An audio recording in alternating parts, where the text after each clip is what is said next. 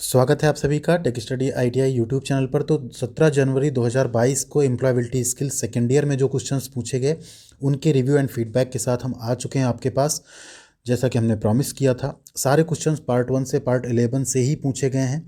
और आपको मैं दिखा देता हूँ कि एक वीरेंद्र जी हैं जिनका कि पेपर आज था। उन्होंने हमको सारे हमारे वीडियोस देखते हुए वो गए थे और साथ में जब वो पेपर देकर आए तो उन्हीं वीडियो से स्क्रीनशॉट लेकर उन्होंने भेजा कि सर ये क्वेश्चन पूछे गए थे।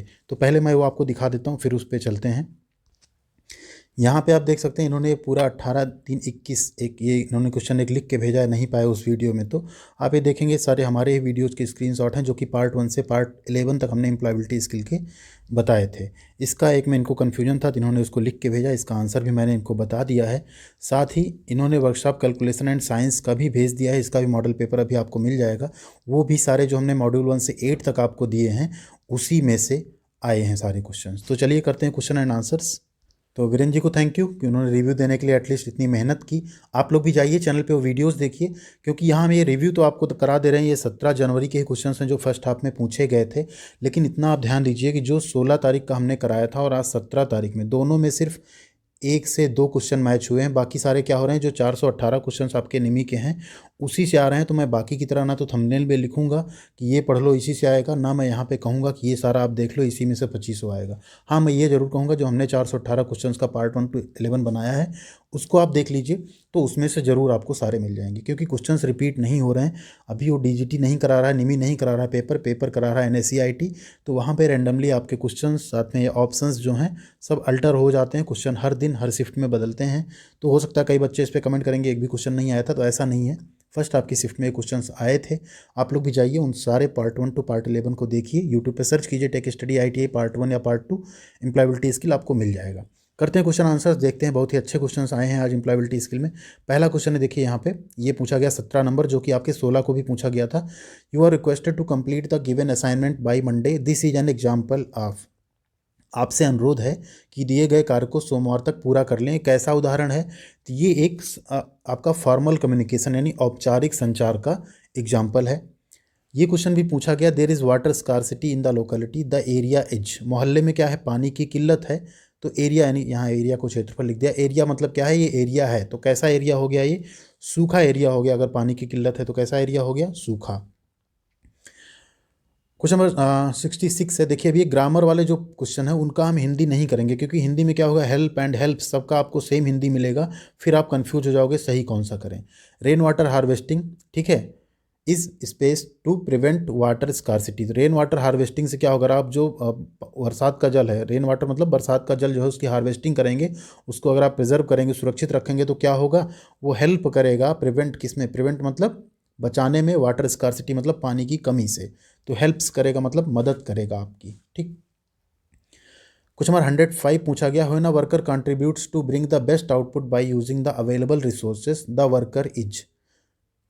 जब एक कार्यकर्ता द्वारा सर्वोत्तम उत्पादन लाने में योगदान दिया जाता है, उपलब्ध संसाधनों का उपयोग करते हुए, तो कार्यकर्ता क्या है, तो उस कार्यकर्ता को हम बोलते हैं उत्पादक। यानी वो कैसा है, प्रोडक्टिव है, जो कि मिनिमम रिसोर्स जो भी अवेलेबल रिसोर्स है उसी से वो क्या कर रहा है, अच्छी प्रोडक्टिविटी दे रहा है।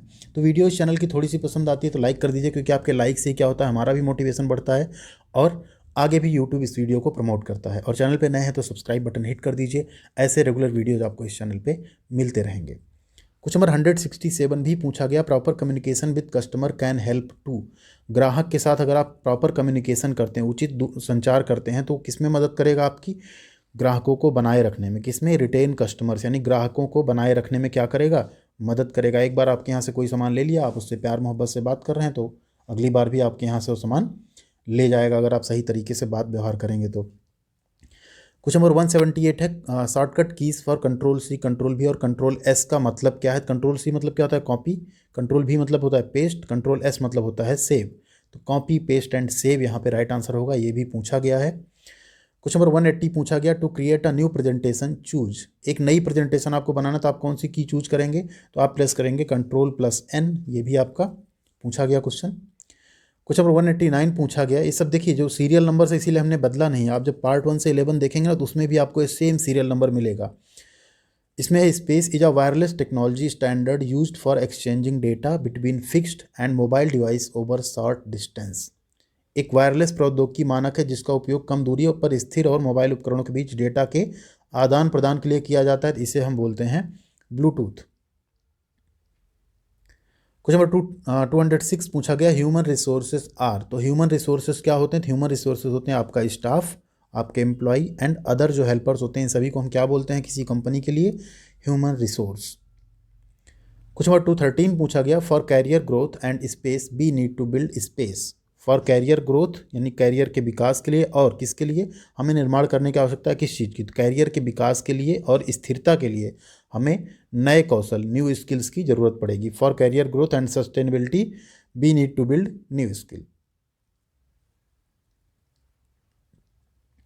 क्वेश्चन नंबर 247 भी पूछा गया, एक न्यूमेरिकल पोर्शन है जो कि थोड़ा सा, a man bought a lamp for Rs 100 and sold it for Rs 120, how much profit did he make, what is the profit percentage. तो बहुत ही आसान है, उसने क्या किया, 100 रुपये में खरीदा, यानी आपको CP दिया है कितना, 100 रुपीज़, SP कितना है उसका 120, तो प्रॉफिट कितना आ गया उसको, SP माइनस CP, 120 में से 100 घटाएंगे, 20 रुपये उसका प्रॉफिट आ गया।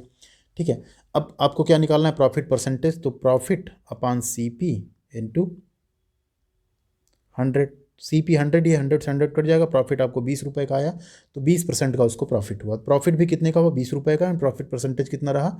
20 रुपये का।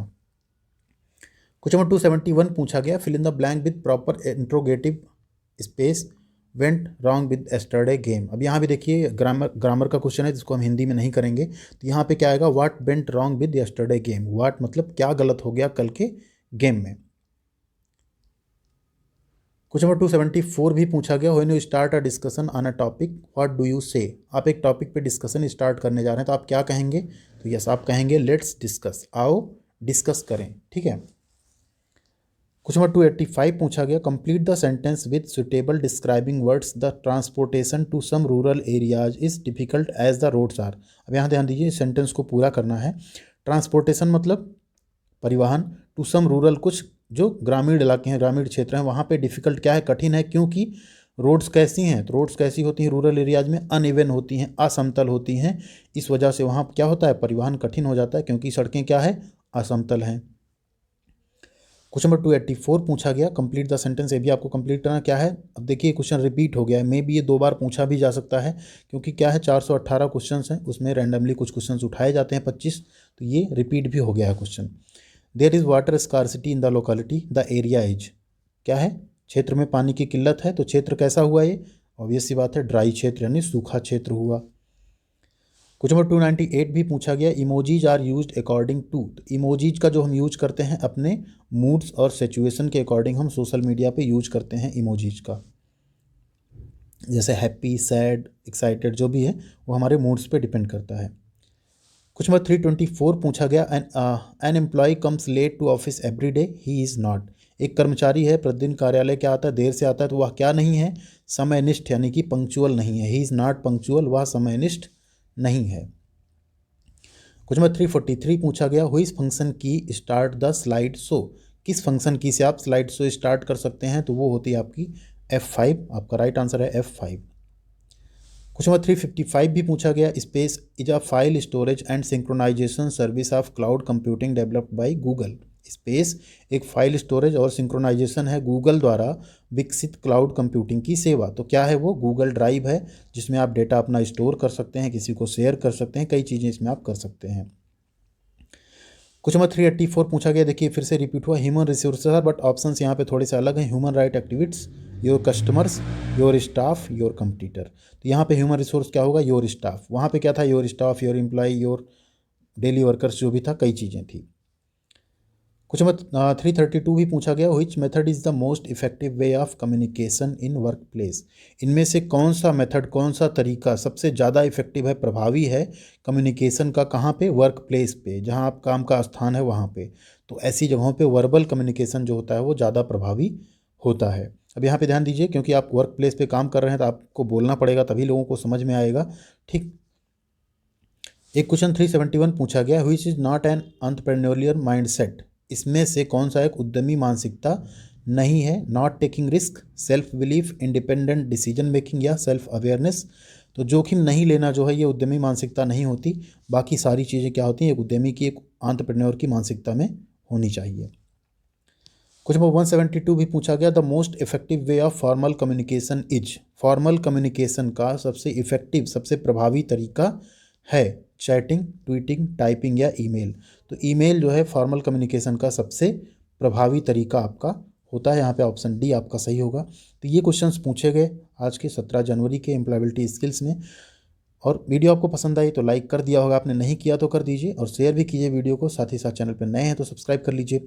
यहाँ पे आपको आईटीआई के अपडेट्स, आईटीआई की जॉब्स, आईटीआई की अप्रेंटिसशिप, आईटीआई की स्टडी रेगुलर बेसिस पर मिलती रहेगी। Thank you.